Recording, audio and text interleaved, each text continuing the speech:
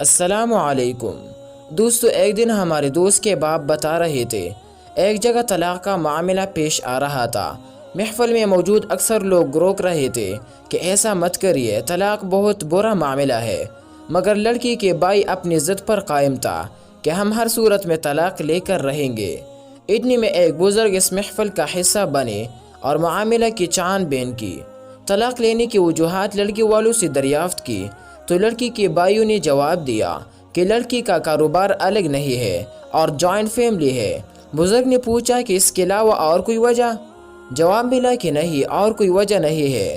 بزرگ نے اب لڑکے والوں سے بات کی تو لڑکے والے کہنے لگے کہ ہم بس آنا چاہتے ہیں، مگر ہمارے مالی حالات ایسے نہیں ہیں کہ ہم کاروبار الگ کر دیں اور الگ گھر لے کر دیں یا اس کا کرایہ افورڈ کر سکے۔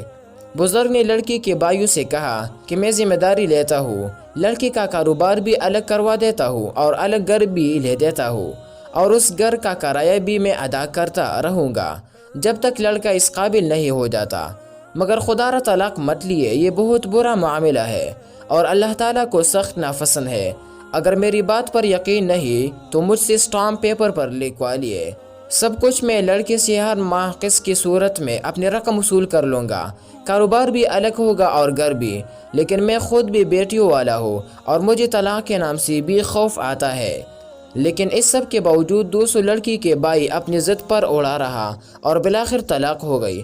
مزے کی بات یہ ہے کہ یہ بزرگ لڑکی کے کچھ نہیں لگتے تھے، پھر بھی ساری ذمہ داری اٹھانے کے لیے تیار تھے کہ کسی بھی طرح طلاق کو روکا جا سکے۔ دوستو، کہتے ہیں کہ شیاطین کی ایک محفل لگتی ہے جس میں سب شیطان آ کر اپنے سربراہ کو بتاتے ہیں کہ آج ہم نے جھگڑا کروایا، کسی کے ہاتھوں قتل کروایا، کسی کو چوری پر اکسایا تو کسی کو ناانصافی پر۔ لیکن جب کوئی شیطان یہ کہتا ہے کہ آج میں نے میاں بیوی کے درمیان جھگڑا یا طلاق کروا دی ہے، تو شیاطین کا سربراہ کھڑا ہو کر اس شیطان کو تبکے دے کر اس کی حوصلہ افزائی کرتا ہے کہ تم نے آج سب سے اچھا کام کیا ہے۔ طلاق دوستو اللہ تعالیٰ کے عرش کو ہلا دیتے ہیں۔ خدا را اپنی چھوٹی چھوٹی غلط فہمی کو اتنا طول مت دیا کریے کہ نوبت طلاق تک جا پہنچے۔ آج طلاق مذاق بن کر رہ گئی ہے۔